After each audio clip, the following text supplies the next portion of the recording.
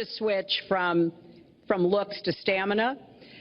But this is a man who has called women pigs, slobs, and dogs, and someone who has said pregnancy is an inconvenience to employers, who has said women don't deserve equal pay unless they do as good a job as men.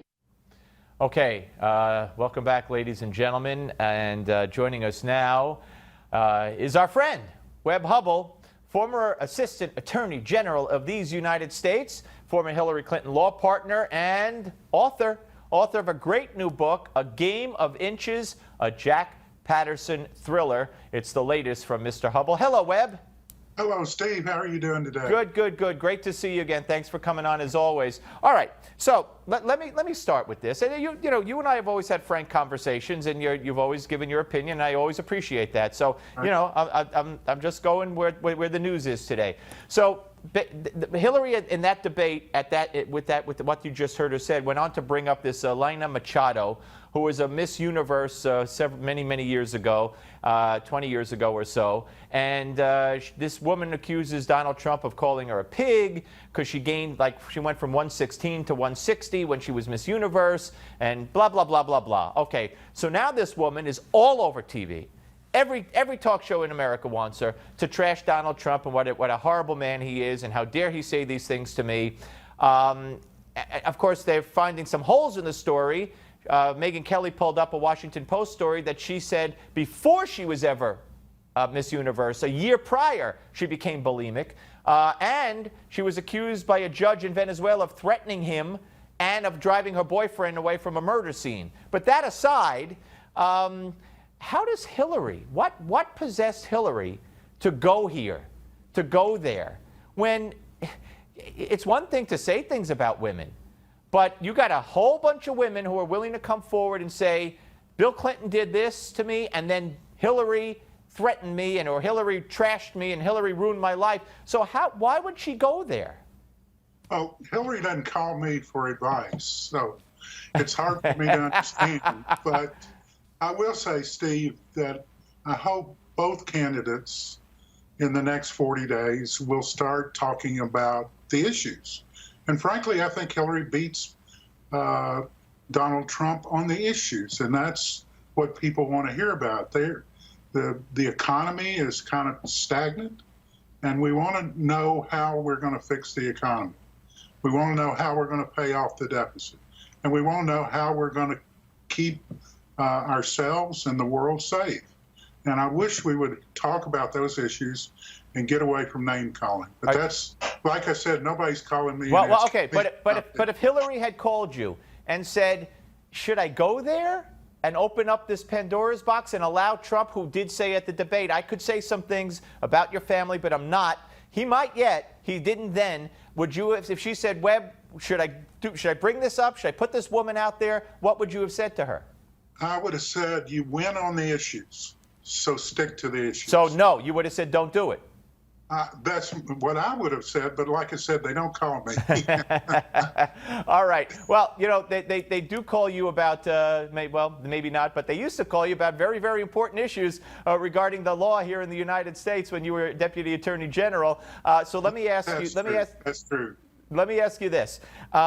It's come to light that Barack Obama used a pseudonym. Why do I say pseudonym? Pseudonym. I don't have any words in front of me. So it's not in the prompter. Now, I'm not reading it wrong. I'm just saying it wrong. A pseudonym to communicate with Hillary Clinton through email on her private server, on her, to her private account. When he told, and I could play you the bite, we already played it today. He told CBS Bill Plant back in March that he was asked, when did you learn about the email? That Hillary had a private server, and the whole thing said, I just learned about it when everybody else did through the media. And there are those who say that's why there's never been a prosecution, and there never was going to be one of Hillary Clinton, because Obama was in on it, Obama emailed her on it, and if Hillary got in trouble, Obama would have to get in trouble. So as a former Assistant Attorney General, what's your take on that? I still don't think, first of all, there's a crime. The president can email whoever he wants to and use whatever name he wants to. He's in charge of national security, so there's certainly not a crime there. I still haven't seen one lick of evidence that the White House interfered with the investigation. It would have been wrong if they did, but I don't believe they did.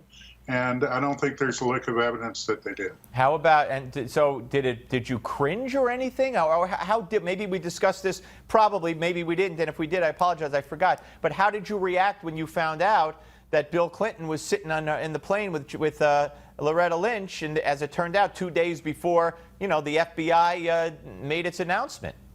I was surprised, and it wasn't very smart of the former president at the time. He wasn't thinking about that. I imagine he was just visiting an old friend, but just didn't think about the ramifications. So when you watch the debate, I mean, with so much water under the bridge and so much time that has gone by, I don't know if you talk to Hillary anymore, or you have no communication, have communication, I don't know, and you don't have to tell me, it's up to you. But what goes through your mind when you see, first of all, your impressions of the debate? I know you're a Hillary supporter, but, does it seem surreal a little bit that all these years later, Hillary is a step away from being back in the White House?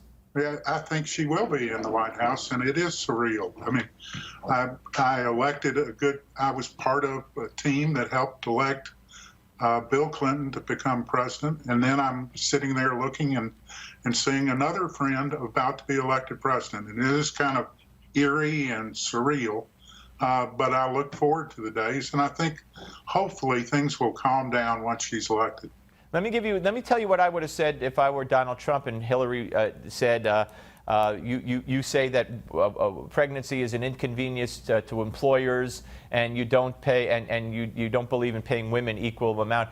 See, I think Trump missed so many opportunities. I would have fired back and said, you think abortion is an inconvenience to women because you believe in abortion right up until the time of birth. You've said the baby has no constitutional rights till it's born, and your Senate staff and your Clinton Foundation don't and didn't pay women equal money. So you said, issues. Those are two issues I think Trump could have fired back on and made two good points. But he didn't. There are, if both candidates get to the issues, I think the country will be much better served. Yep, no, I agree. All right, tell us about, for those who weren't with us the last time you were on, tell us about A Game of Inches. It's a really exciting legal thriller. In this case, the NFL's Rookie of the Year wakes up at the Mayflower Hotel with a dead woman lying beside him, and his fingerprints are on the knife. And our friend Jack Patterson has got to defend him and figure out what really happened that night at the Mayflower. You got to love it. Now, you follow the NFL? All the time. Yeah. So who do you root for? Well, I was drafted by the Bears, so I'm still a Bears fan. That's right. That rings a bell. I did know that, but I completely forgot about that. Wow. They're not doing so well this year. No, they've fallen on. They're not the Jim McMahon Bears when I went to watch them in the Super Bowl all those years ago. No, they're not. They're not. Hey, Webb, great to talk to you, my friend. Thank you so much. You bet. All Thanks right. for having me. Take care. My